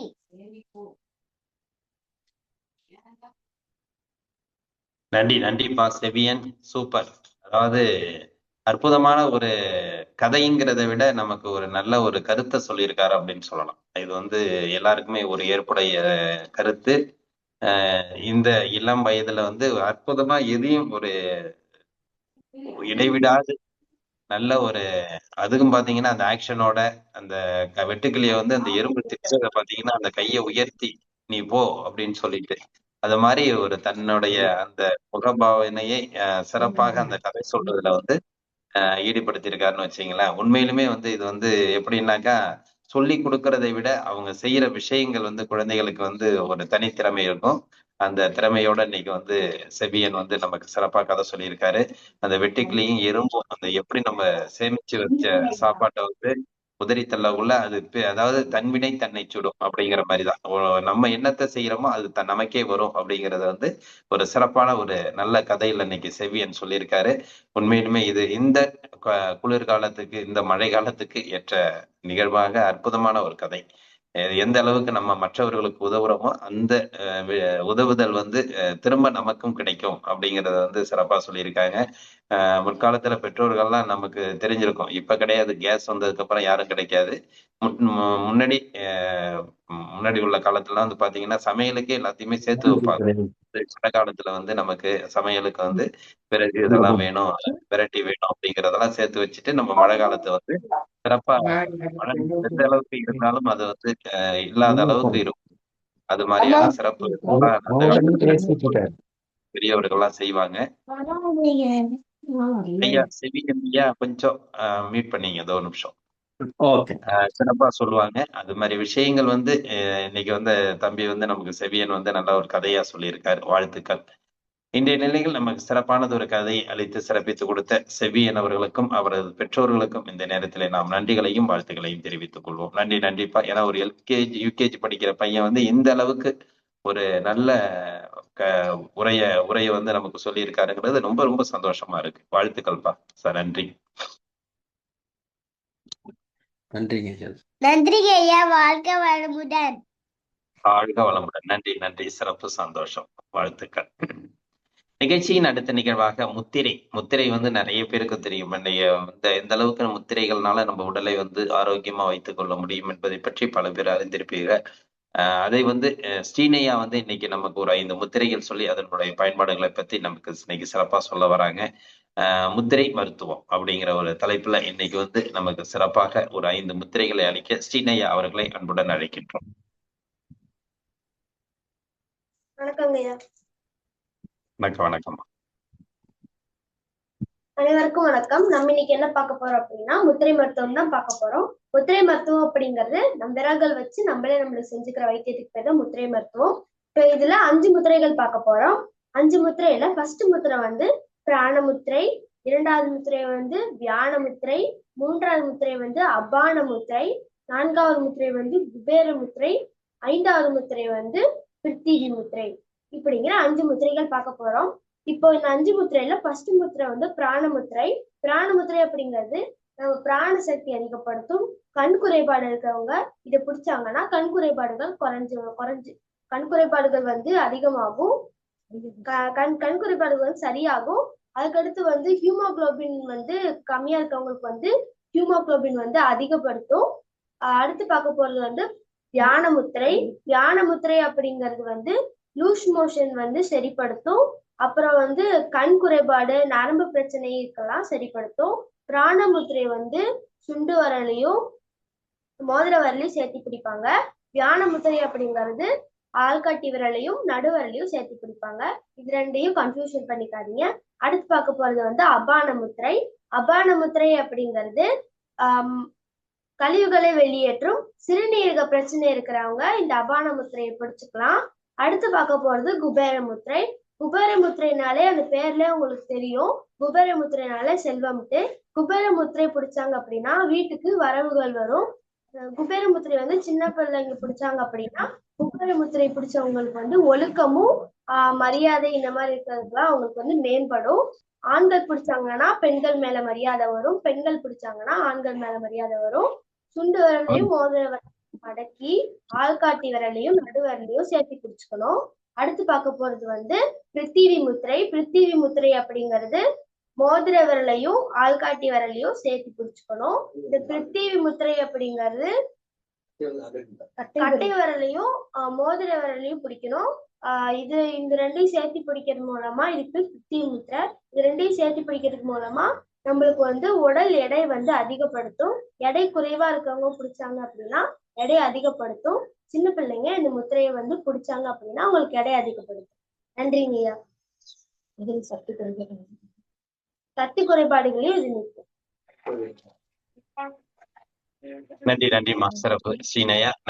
ஒரு 5 முத்திரைகள் சொல்லி நமக்கு இன்னைக்கு சிறப்பான ஒரு விளக்கம் கொடுத்திருக்காங்க. உண்மையிலுமே வந்து எல்லாருக்குமே இது வந்து முத்திரைகள் என்பது வந்து பாத்தீங்கன்னா நமக்கு நாமே ஒரு ஈஸியா உடலை வந்து சரிப்படுத்திக்கொள்ள ஒரு அற்புதமான மருத்துவ முறைன்னு சொல்லலாம். அது நம்ம முன்னோர்கள் சித்தர்கள்லாம் வந்து இதை வந்து சிறப்பா நமக்கு வழிநடத்தி கொடுத்திருக்காங்க. இன்றைய காலகட்டத்துல வந்து அது கொஞ்சம் மறைந்து போனதுனால நம்ம நிகழ்வுல வந்து இன்னைக்கு அதனுடைய விளக்கத்தை சொல்லி சிறப்பித்து கொடுத்திருக்காங்க. வாழ்த்துக்கள் ஸ்ரீனயா அவர்களுக்கு.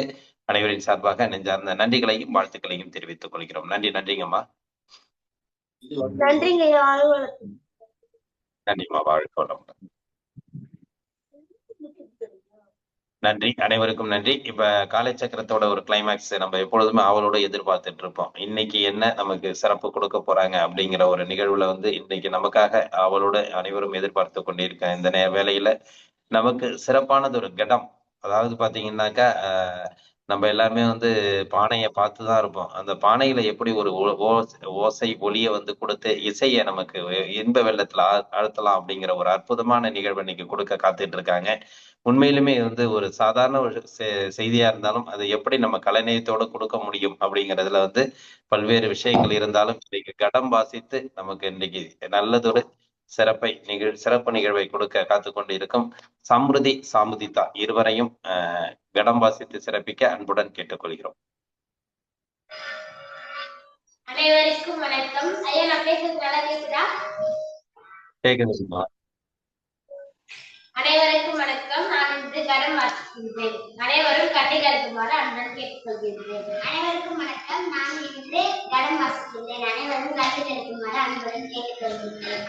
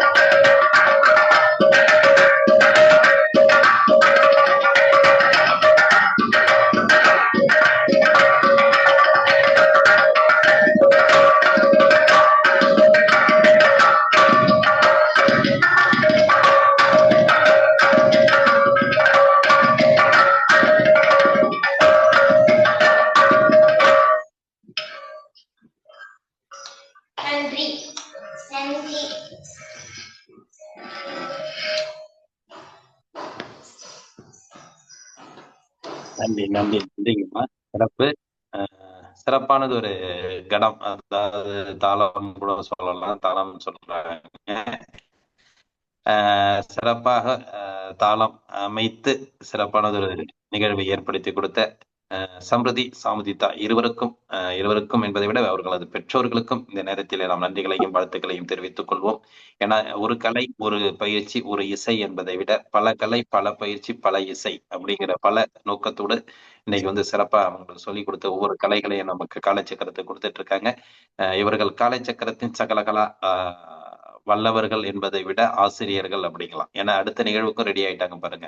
ஒரு நிகழ்வு என்பதே பெரிய விஷயம். அடுத்தடுத்த நிகழ்வுகள் இந்த இளம் வயதில் நாங்க கொடுக்கறதுக்கு ரெடியா இருக்கிறோம் அப்படின்னு சொல்லிட்டு சங்கீதத்தை பற்றி ஒரு சிறப்பான கர்நாடக சங்கீதத்தை பற்றி ஒரு வகுப்படுத்திட்டு இருக்காங்க. அதனுடைய ஒரு சிறு விளக்கத்தை இப்ப கொடுப்பாங்க. கண்டிப்பாக எல்லாரும் கேட்டுங்க.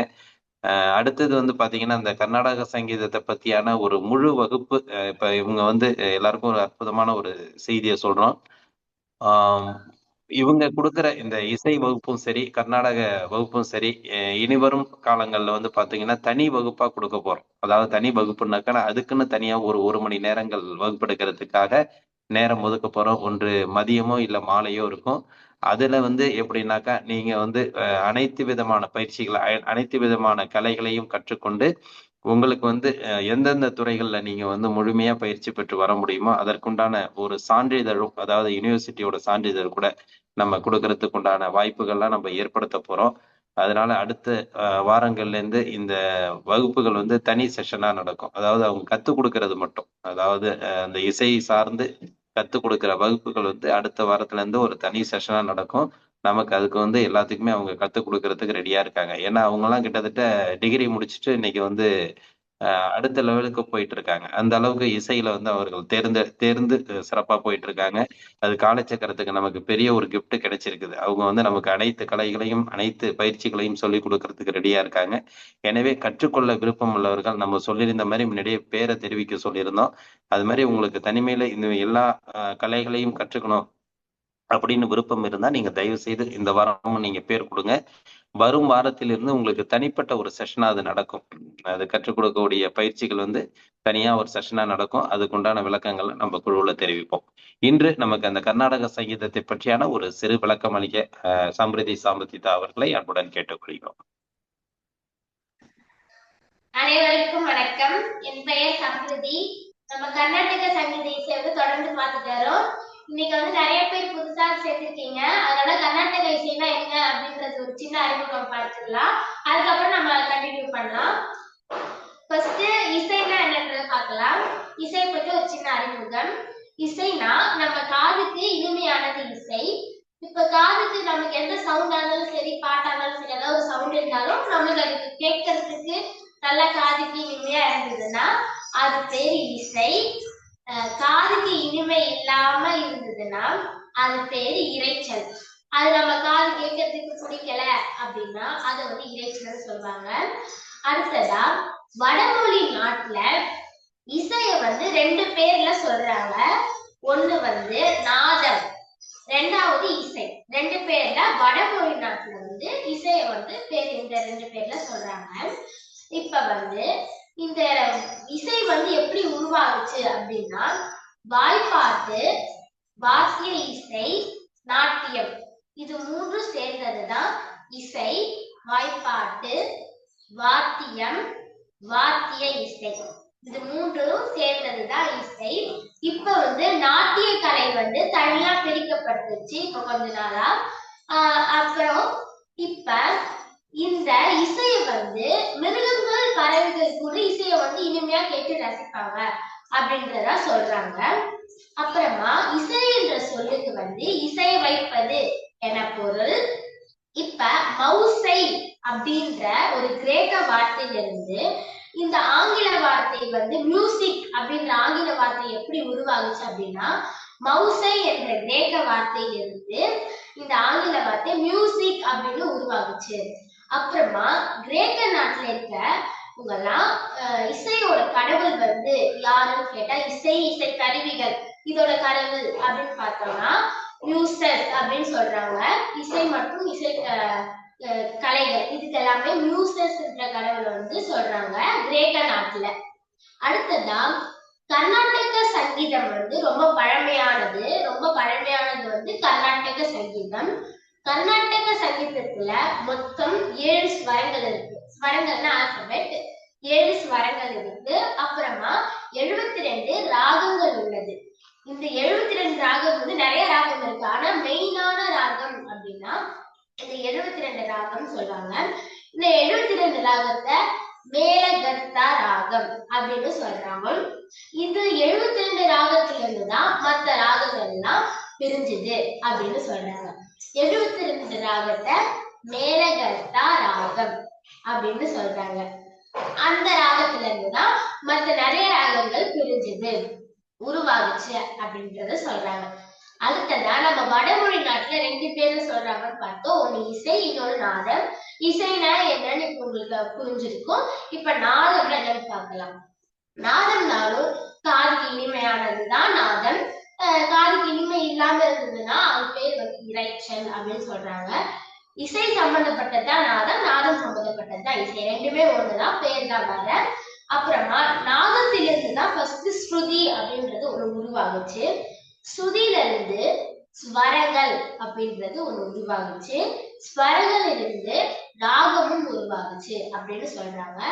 நாதத்திலிருந்து ஸ்ருதி உருவாகுச்சு, ஸ்ருதியில இருந்து ஸ்வரங்கள் உருவாகுச்சு, ஸ்வரங்களிலிருந்து ராகமும் உருவாகுச்சு. இப்ப நாதத்திலிருந்து ஸ்ருதி உருவாகுச்சு. ஸ்ருதினா என்னன்னு பார்க்கலாம். இந்த பாக்ஸ் வந்து ஸ்ருதி பாக்ஸ். இதுல வரக்கூடிய ஓசை வந்து ஸ்ருதின்னு சொல்லுவாங்க. அந்த ஓசை நம்ம பாடுறதுக்கு எதுக்கு யூஸ் ஆகுதுன்னா, நம்ம ஹை பிச்ல பாடுறோமா, கரெக்டான இப்ப ஒரு பாட்டு எடுத்துக்கிட்டோம்னா அந்த பாட்டை வந்து கரெக்டா பாடுறோமா இல்லையா அப்படின்றது அந்த ஓசை வந்து நம்ம கரெக்டா கணிக்கிறதுக்கு வந்து இந்த ஓசை வந்து நமக்கு யூஸ் ஆகுது. பாடும்போது நம்ம கரெக்டா எந்த இடத்துல அந்த ஹைல பாடணும், லோல பாடணும், கரெக்டா பாடுறோமா இல்லையான்றத கணிக்கிறதுக்கு இந்த ஸ்ருதி பாக்ஸ் நம்மளுக்கு யூஸ் ஆகுது. அடுத்ததா இந்த ஸ்ருதியில இருந்து ஸ்வரங்கள் உருவாகுச்சு. ஸ்வரங்கள்னா மொத்தம் 7 ஸ்வரங்கள் உள்ளது கர்நாடக சங்கீதத்துல. 7 ஸ்வரங்கள்னா ஆல்பபெட். 7 ஆல்பபெட் இருக்கு. அத வந்து கர்நாடக சங்கீதத்துல சப்த ஸ்வரங்கள் அப்படின்னு சொல்லுவாங்க. சப்தம்னா 7, ஸ்வரங்கள்னா லெட்டர்ஸ். 7 லெட்டர்ஸ் இருக்குது. அது என்னன்றத நாம இப்ப பார்க்கலாம். சா, ரி, க, ம, ப, த, நி. இதான் 7 ஸ்வரங்கள். சப்த ஸ்வரங்கள்னு இதெல்லாம் சொல்றாங்க. திரும்ப சொல்றேன். சா, ரி, க, ம, ப, த, நி. இந்த 7 ஸ்வரங்கள் அது. இப்ப இந்த 7 ஸ்வரங்களுக்கும் ஒவ்வொரு பேர் இருக்கு. இப்ப நம்ம எல்லாருக்கும் எப்படி ஒவ்வொரு பேர் இருக்குதோ அந்த மாதிரி இந்த 7 ஸ்வரங்களுக்கும் ஒவ்வொருத்தவங்களுக்கும் ஒவ்வொரு பேர் இருக்கு. அது என்னென்ன பேருன்றது இப்ப நம்ம பார்க்கலாம். ஃபர்ஸ்ட் 7 ஸ்வரங்கள்ல ஃபர்ஸ்ட் சா, சஜ்ஜம். அடுத்ததா ரி, ரிஷபம்.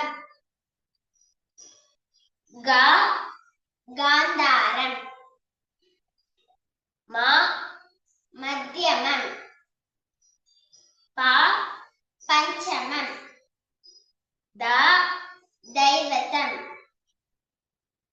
நி, நிஷாதம். இதுதான் இந்த 7 ஸ்வரங்களோட பேரு. திரும்ப சொல்றேன் நானு. சா, சஜ்ஜம். ரி, ரிஷபம். க, காந்தாரம். ம, மத்தியமம். ப, பஞ்சமம். த, தைவதம். நி, நிஷாதம். இதான் இந்த 7 ஸ்வரங்களோட பேரு. இப்ப இந்த 7 ஸ்வரங்களும் நம்ம உடம்புல இருந்து எந்த பாகத்திலிருந்து உருவாகுது அப்படின்றத நம்ம இப்ப பார்க்கலாம். 7 ஸ்வரங்களும் ஃபர்ஸ்ட் ஸ்வரம் சா. சா வயிற்று பகுதியிலிருந்து உருவாகிறது. ரி மார்பு பகுதியிலிருந்து உருவாகிறது. க கழுத்து பகுதியிலிருந்து உருவாகிறது. மா தொண்டை பகுதியிலிருந்து உருவாகிறது. த பகுதியிலிருந்து உருவாகிறது. த இரு பற்களுக்கு இடையே இருந்து உருவாகிறது. நீ மேல் அன்னத்தில் இருந்து உருவாகிறது. திரும்ப சொல்றேன். சா வயிற்று பகுதியிலிருந்து உருவாகிறது. ரி மார்பு பகுதியிலிருந்து உருவாகிறது. க கழுத்து பகுதியிலிருந்து உருவாகிறது. மா தொண்டை பகுதியிலிருந்து உருவாகிறது. ப மூக்கு பகுதியிலிருந்து உருவாகிறது. த பற்களுக்கு இடையிலிருந்து உருவாகிறது. நீ மேல் அன்னத்திலிருந்து உருவாகிறது. இந்த 7 ஸ்வரங்களும் நம்ம உடம்புல இந்த பாகத்துல இருந்துதான் உருவாகுது. அடுத்ததா இந்த 7 ஸ்வரங்களிலும் மிருகங்கள் கூட பறவைகள் கூட ஒப்பிட்டு பார்க்கலாம். இந்த 7 ஸ்வரத்தையும். ஃபர்ஸ்ட் ஸ்வரம் சா.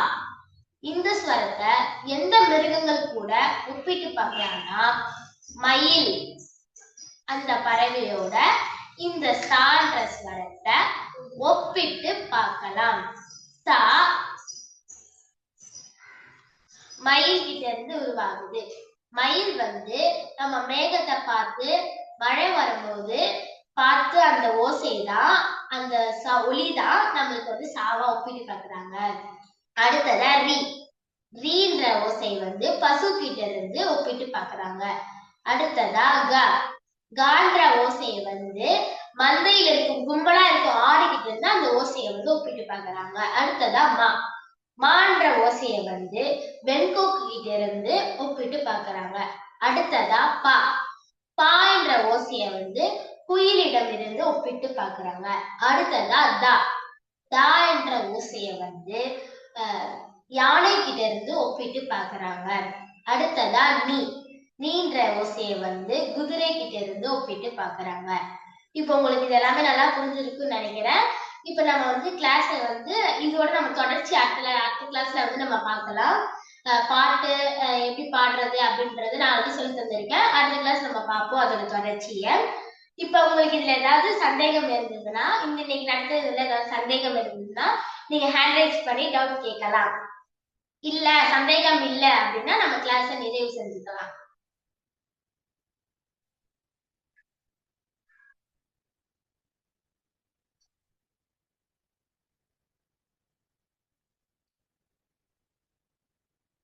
சிறப்பு, சந்தோஷங்கம்மா. இன்றைய வகுப்புல நமக்கு சிறப்பா இன்னைக்கு சொல்லி கொடுத்துருக்காங்க. அதை தொடர்ந்து நமக்கு சிறப்பா சொன்னாலும் இன்றைய வகுப்பும் ஒரு நிறைவான ஒரு வகுப்பா இருந்துச்சு. சமிருதி இன்னைக்கு சிறப்பா வகுப்படுத்திட்டு இருக்காங்க. சாமுதியத்தை பாத்தீங்கன்னா பார்த்துக்கிட்டே இருக்காங்கன்னு நினைக்காதீங்க. என்னடா அது நமக்கு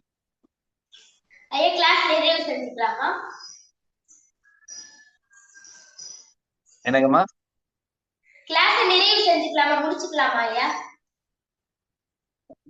நிறைவு செஞ்சுக்கலாங்கம்மா. ஓகேங்கம்மா, ஓகேங்கம்மா. எல்லாரும் நேரம் நிமிர்ந்து உட்காந்துக்கோங்க. கைகளை வணக்கம் முத்திரையில வச்சுக்கோங்க. உங்க கண்களை நல்லா மூடிக்கோங்க. உங்க உடம்பு மேல பிரபஞ்ச சக்தி கோல்டன் கலர்ல இறங்குறதா நினைத்துக் கொள்ளுங்கள். அப்புறம் நான் சொல்ற வார்த்தைய 3 முறை திரும்ப நீங்க சொல்லுங்க. உலக மக்கள் அனைவரையும் நிம்மதியாக வாழ வைத்துக் கொண்டிருக்கும் பிரபஞ்ச பேராற்றலுக்கு நன்றி. உலக மக்கள் அனைவரையும் நிம்மதியாக வாழ வைத்துக் கொண்டிருக்கும் பிரபஞ்ச பேராற்றலுக்கு நன்றி. உலக மக்கள் அனைவரையும் நிம்மதியாக வாழ வைத்துக் கொண்டிருக்கும் பிரபஞ்ச பேராற்றலுக்கு நன்றி. உலக மக்கள் அனைவரையும் நிம்மதியாக வாழ வைத்துக் கொண்டிருக்கும் பிரபஞ்ச பேராற்றலுக்கு நன்றி. உலக மக்கள் அனைவரையும் நிம்மதியாக வாழ வைத்துக் கொண்டிருக்கும் பிரபஞ்ச பேராற்றலுக்கு நன்றி. உலக மக்கள் அனைவரையும் நிம்மதியாக வாழ வைத்துக் கொண்டிருக்கும் பிரபஞ்ச பேராற்றலுக்கு நன்றி. நன்றாக குருவாழ்க குருவே துணை. நன்றாக குருவாழ்க குருவே துணை. நன்றாக குருவாழ்க குருவே துணை.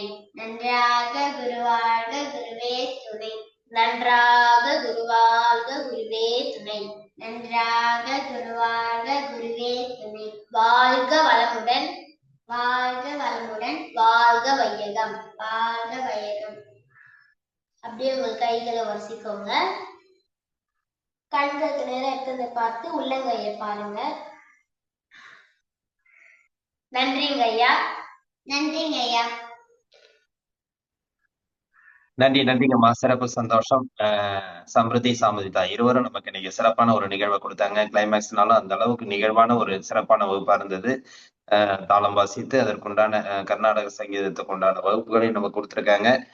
நிகழ்ச்சியில உள்ளவங்களுக்கு மீண்டும் ஒரு அறிவிப்பு. அதாவது நீங்க வந்து இந்த கலைகள் அனைத்தையும் கற்றுக்கொள்ள விருப்பமா அப்படிங்கிறத நம்ம குழுவுல பதிவிட்டிருந்தோம். கண்டிப்பாக உங்களுக்கு அந்த மாதிரியான விருப்பங்கள் இருந்தா நீங்க உடனே தெரிவிக்கலாம். இந்த வாரத்துக்குள்ள தெரிவிங்க.